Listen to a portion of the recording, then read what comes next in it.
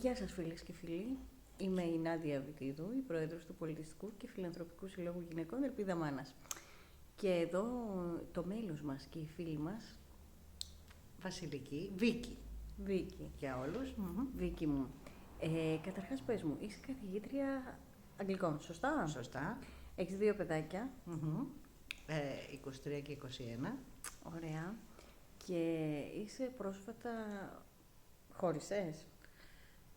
Σχεδόν. Τι σημαίνει αυτό? Σχεδόν.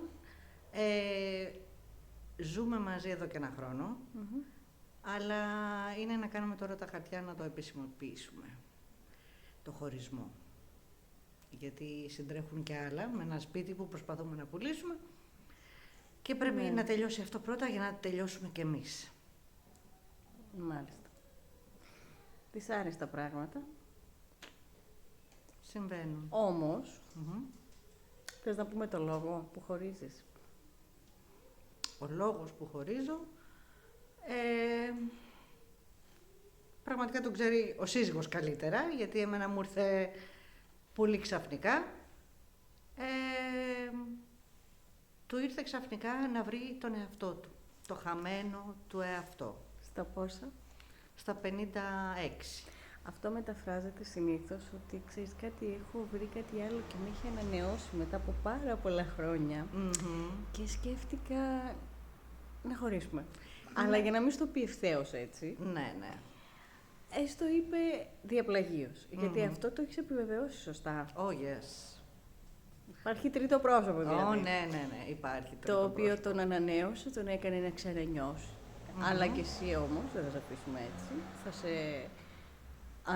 θα αναπτερώσουμε το ηθικό σου και λίγαν συντόμως κι εσύ θα βρεις τον δρόμο σου, μια χαρακούκλα είσαι, έξυπνη είσαι, μορφωμένη είσαι. Thank you. Τίποτα δεν σου λείπει. Η ευτυχία όλη σου ανήκει. Και αυτό το κάνουμε περισσότερο για να το ακούσουν και άλλες γυναίκες. Εννοείται. Η ζωή δεν σταματά ποτέ. Έτσι. Και δεν το βάζουμε κάτω και παλεύουμε. Και όταν πέφτουμε, πάντα αναζητάμε να έχουμε γύρω μας κάποιους φίλους να μας στηρίξουν, να μας αγκαλιάσουν για να μπορέσουμε να βγούμε από όλο αυτό το βούρκο. Αυτό είναι αλήθεια. Και η αλήθεια είναι ότι το έχω βρει εδώ, στο Σύλλογο Ελπίδα Μάνας. Χαίρομαι Να είσαι καλά που σε γνώρισα. Πραγματικά με έχει στηρίξει και ψυχολογικά και τα πάντα και με έχει βοηθήσει αυτό. Μου έχει δώσει ελπίδα ότι μπορώ να καταφέρω πράγματα. Μπορείς. Όχι μόνο εσύ, όλες μας μπορούμε. Όλες μας βοηθώντας και στηρίζοντας μία την άλλη. Αυτός είναι ο στόχος και ο σκοπός. Ναι. Γιατί για μια γυναίκα που δεν δούλεψε, δεν αξιοποίησε τα προσόντα της, που λες ότι είμαι μορφωμένη και όλα αυτά, και έμεινε απλώς μαμά, χωρίς να το υποτιμώ αυτό καθόλου, είναι σημαντικό να ξαναπιστέψω στον εαυτό μου και να ξεκινήσω ένα καινούριο βιβλίο, όπως είπε η κόρη μου, όχι καινούριο κεφάλαιο, καινούριο βιβλίο. Κλείνει το παλιό και τώρα θα γράψω ένα καινούριο. Και σε ευχαριστώ πολύ για την υποστήριξη.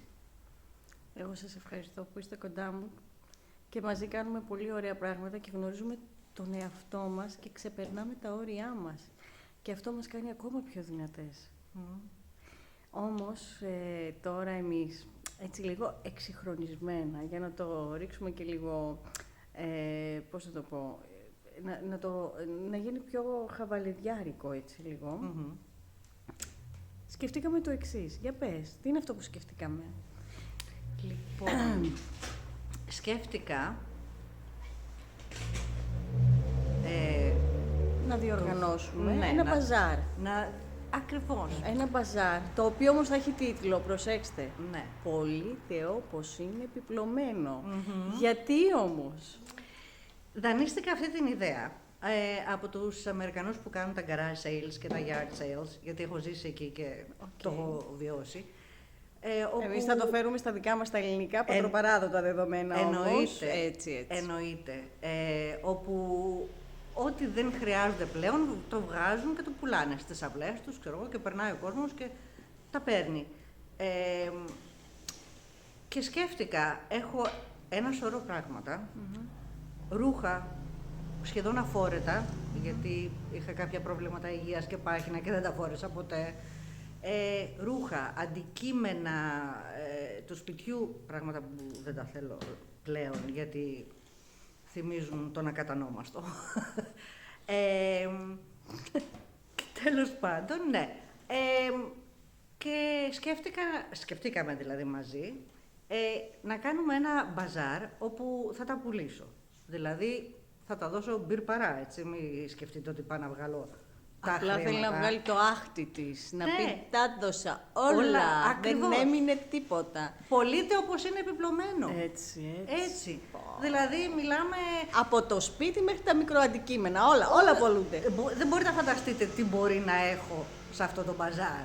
Οτιδήποτε. Κάτι που μπορεί να σας αρέσει. Να σας κάνει, να εντυπωσιαστείτε, να το θέλετε, να είναι... Δεν ξέρω τι. Από 1 ευρώ έως 5-10. Λέμε τώρα. Αλλά μιλάμε ψιλολόγια. 1 ευρώ, 2, τα περισσότερα.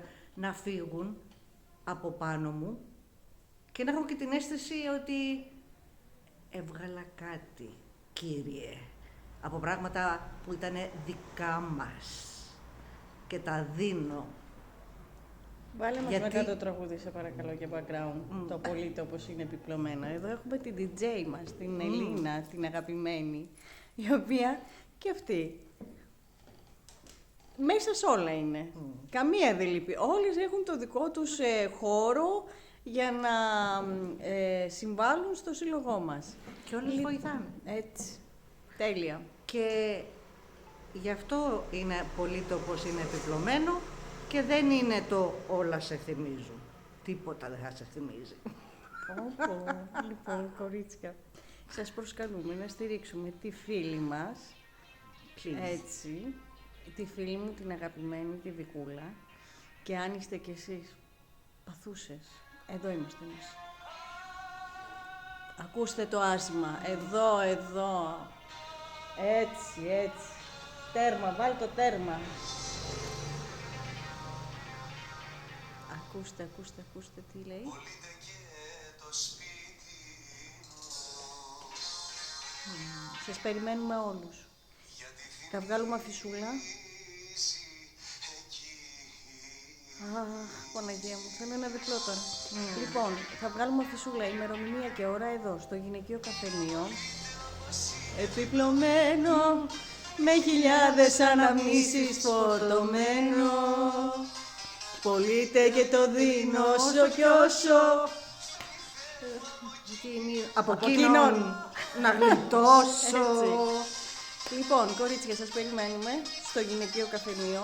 Θα βγάλουμε ώρα, θα βγάλουμε την ημερομηνία, να βοηθήσουμε τη φίλη μας, περισσότερο ψυχολογικά να τη στηρίξουμε, γιατί αυτό το μπαζάρ ουσιαστικά περισσότερο γίνεται για ψυχολογικό σκοπό, όχι για να αναπτερωθεί λίγο το ηθικό της. Οπότε σας περιμένουμε να μαζευτούμε όλες μαζί. Αν υπάρχουν και παθούσες, εδώ είμαστε εμείς, θα τις βοηθήσουμε να το ξεπεράσουμε. Τα φιλιά μας. Γεια σας.